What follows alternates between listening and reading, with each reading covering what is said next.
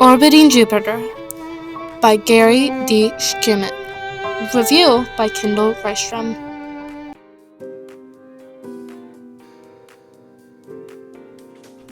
Author Gary D. Schmidt is an American author who was born and raised in Hicksville, New York. He was born on April 14, 1957. He has written around 40 books, including Orbiting Jupiter, Just Like That, The Wednesday Wars, and The Labors of Hercules Bill. Over 30 of the books Gary D. Schmidt has written have won awards. He is currently 66. Similar books and authors. Similar books include What I Leave Behind, Something Like Hope, and The Way I Used to Be. Similar authors include Amber Smith, Allison McLean, and Sean Goodman. Background: Orbiting Jupiter was written by Gary D. Schmidt. It's a realistic fiction. It was published on October 6, 2015, and part of the first chapter, it's third person, but after that, it's first. There's a lot of characters in this book, but the main two are Jack and Joseph. Jack is a simple 6th grade boy who lives with his parents on a farm, and Joseph is a complicated 8th grader who goes to live with Jack and his family after getting out of Stone Mountain Juvenile. He was there because he had a baby with this girl named Madeline, who he called Maddie, and her parents decided to press charges against Joseph.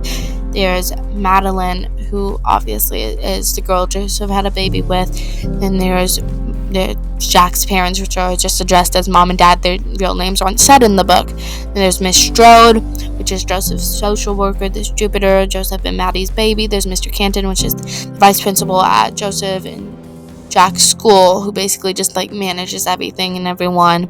Then there's Jay Perkins, the main bully to Joseph, he has two goons named Brian Boss and Nick Porter. There's Mr. Haskell, which is the bus driver who tells Jack and Joseph they can walk to school that day because Joseph says he's not getting on the bus or whatever because of a comment that Mr. Haskell made the previous day. So then they walk to school, and Joseph ends up falling into this icy rivery lake kind of thing, which he almost died from that.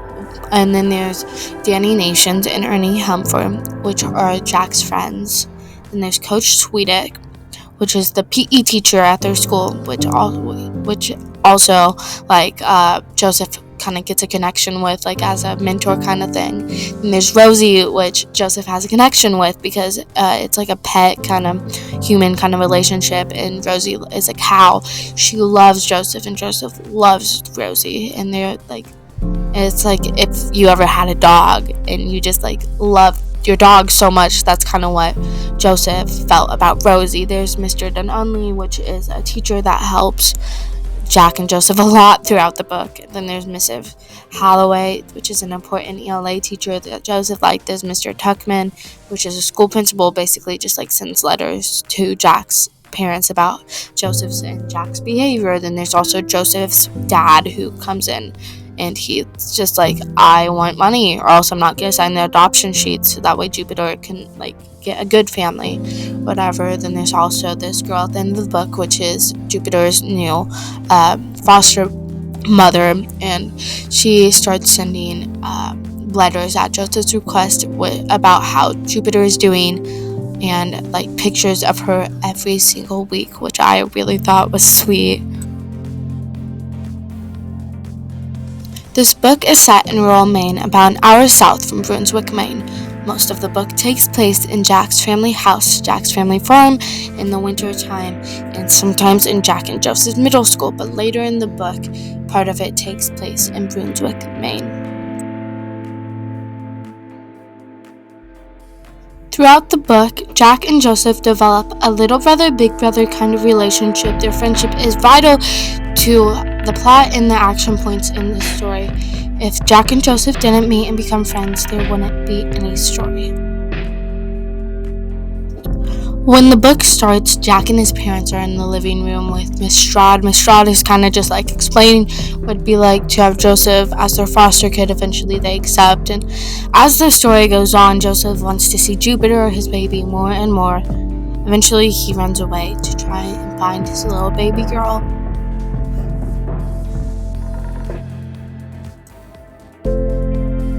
The climax is when Joseph runs away to find Jupiter. Jack and his parents try to find him, but they can't. Also, it's the middle of the winter, and the snow is deep and cold, so we, the readers of the book, and the characters of the story don't even know if Joseph is alive or not. Jack and his parents drive all the way to Brinswick, which is more than an hour south from the rural small town part of Maine where they live. The main themes of this book are friendship and love.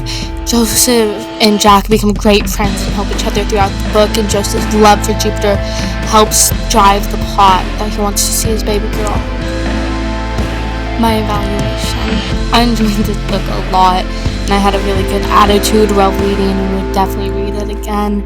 There's sadly no movie to go along with the book, but I know if there was one, I would watch it over and over again just because of how much I really enjoyed this book.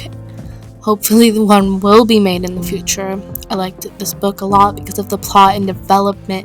It just made you care about the characters like they were real people and events were really happening to them.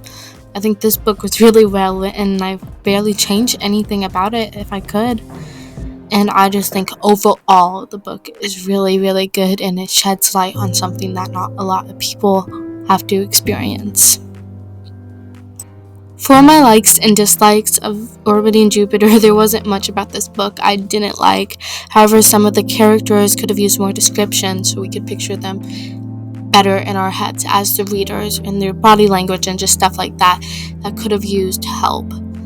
For example, instead of saying the wind blew his hair across his face, it could have instead said the wind blew his brown hair across his softened face or something like that. But other than that, there wasn't much I disliked. I enjoyed this book a lot, like I previously stated. The writing style in which it's written just has a way of drawing you into the book and making you feel like you care about the people even though you've never met them. It has a way of making you think that you know them, and the way of making you care about the characters in the book and what happens to them. I heavily recommend this book. I liked it very much and thought it was a good book for anyone. I enjoyed it very much, and I think anyone else who would take the time to sit down and read it would love it. Anyone who enjoys reading about change or something they might not hear about all that often would definitely enjoy this book. The book talks about something that not many people have to deal with or overcome, or even know people that have to deal with or overcome something like this. And I think reading about that would definitely help a lot of people and understand it more, instead of just judging it right away and judging the people right away before you even get to know them.